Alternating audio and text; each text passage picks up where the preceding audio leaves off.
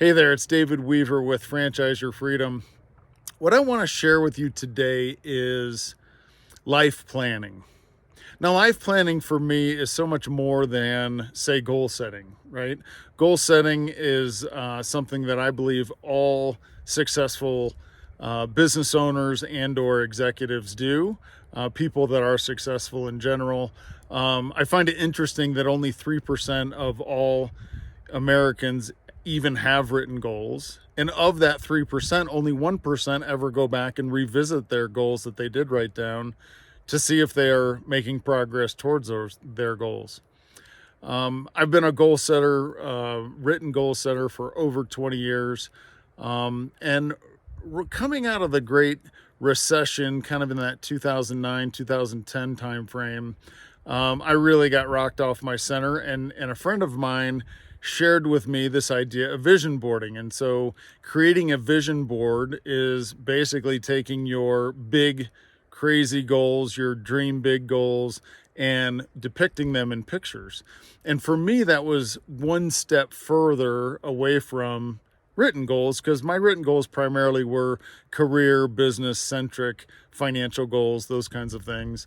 And the vision board sort of helped me incorporate more of life. I had aspects of my children's upbringing and the kind of father that I wanted to be and things of that nature. Recently, a couple years ago, I had a mentor of mine share with me his life planning or decade planning. So for the past 50 years, he has created a decade plan and revised that every decade. So for me, that was much bigger than a vision board. And I started my last business, or my franchise consulting business, in 2010. So 2011 was kind of my first full year in my franchise business.